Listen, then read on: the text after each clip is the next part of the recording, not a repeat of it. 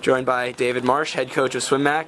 Coach, talk about this meet and how it was such a success. Well, I think the biggest thing was the athletes got a chance to be at their best over the weekend with the setup of the meet, the format of the meet, the way, the excitement, kind of having a sellout crowd on Friday and Saturday night. I think, and the energy in the building allowed for athletes, to whatever level they were already going to compete at, to raise it one more level.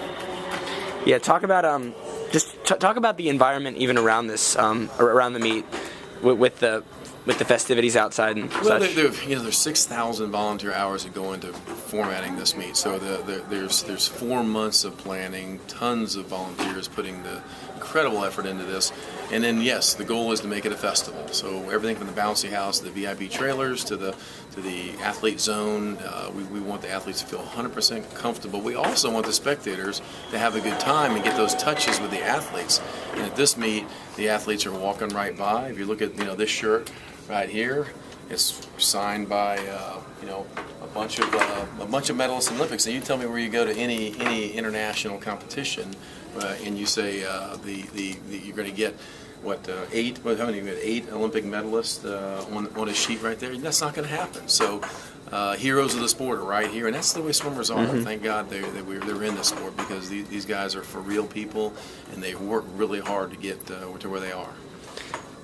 I was talking to Sam Kendricks, the PA announcer, earlier. He was saying, Charlotte does such a good job compared to even some of the other Grand Prix meets. Talk about what it means to be recognized as arguably the best one. Well, it's what we want to be. We aspire to be the best, and we have to do it in the proper parameters. We're, SwimMAC's a 501c3 company. We rent this pool, and all of that stuff has cost to it. The tenting costs money, so we have to balance the revenue we might generate by the door with the expenses we make on the overall facility. And in doing that, we try not to cut any corners, and that's where the volunteers become so critical. Because when volunteers can take care of things instead of a paid personnel or hiring a contractor to do it, it helps the ends meet. Going back to your coaching duties here, talk about some of your swimmers and how they've been doing, especially Cullen and Madison Kennedy and some of the other girls here. So they're really well. I mean, Cullen is for him 22-1 is his career best unshaved. I was very pleased with that. The 100 still has to do some more work. He's just getting traction right now in terms of really being at his higher level of fitness. Madison continues to be impressive. She's kind of doing a different kind of plan this year. When she trains, she's training really hard in the water, but she's also doing a lot of different kind of mixed training.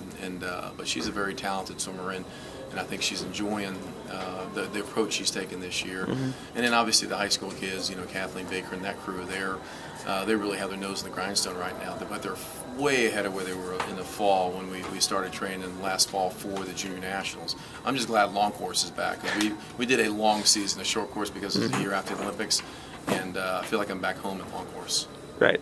Talk about when Kathleen Baker and some of the others came up tonight. They were heroes to this crowd. Got quite the reaction, even compared to Ryan Lochte and some of the big names here. Talk about what that's like, just to see those guys get such a great reaction from the crowd. I tell you what it is. It's exciting that the people, because these guys work together. So in our program at SwimMAC, the older kids understand they are the role models for the younger kids. So we do clinics all the time. When they get out of a pool of practice, they understand their job is to inspire the little kids like they were inspired.